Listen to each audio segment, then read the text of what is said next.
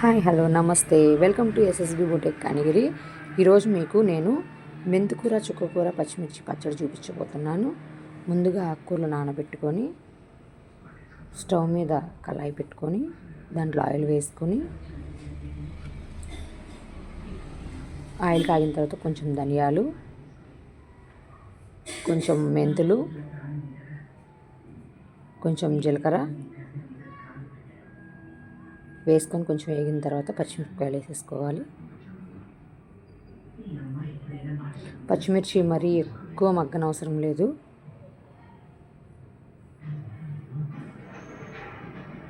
గరిటెతో తిప్పుకుంటూ ఉండాలి మాడిపోకుండా.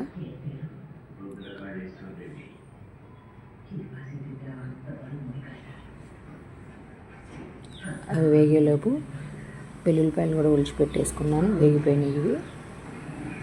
పచ్చిమిర్చి తీసేసుకొని మనం క్లీన్ చేసి పెట్టుకున్న ఆకుకూర వేసేసుకొని అది కూడా చక్కగా పచ్చివాసన పోయేదాకా వేపేసుకోవాలి.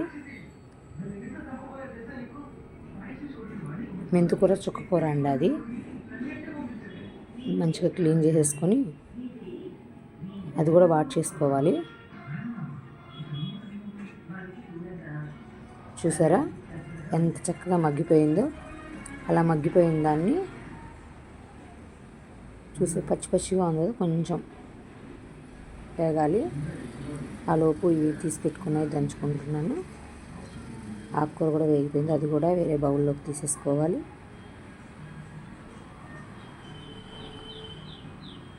అది కూడా తీసేసుకొని ఇంకొంచెం ఆయిల్ వేసేసుకొని టమాటాలు కూడా దాంట్లో వేసేసుకొని చక్కగా వాటర్ కంటెంట్ అంతా పోయేటట్టు వేపుకోవాలి. కొంచెం ఆయిల్ వేసుకొని టమాటాలు కూడా దాంట్లోనే వేసేస్తున్నాను. కొంచెం పసుపు, మన రుచికి తగ్గట్టు చింతపండు వేసుకుంటున్నాను నేను.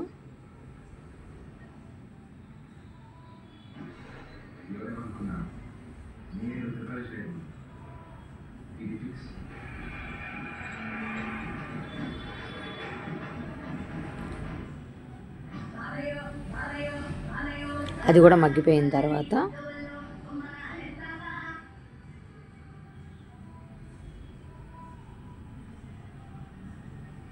అదిగోండి చింతపండు కూడా 4 పిక్కలు వేసేసుకున్నాను. అది కూడా వేసిన తర్వాత చక్కగా మగ్గిపోతాయి టమాటాలు. దాంట్లో ఉన్న వాటర్ అంతా కూడా అయిపోతాయి.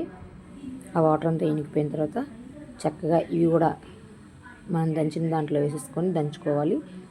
ఉప్పు నేను దంచేటప్పుడే సరిపడా వేసేసుకున్నాను. చక్కగా పచ్చడి రెడీ అయిపోతుంది. పచ్చడి రెడీ అయిపోయిందా, అంతే. Thank you for watching. Thank you.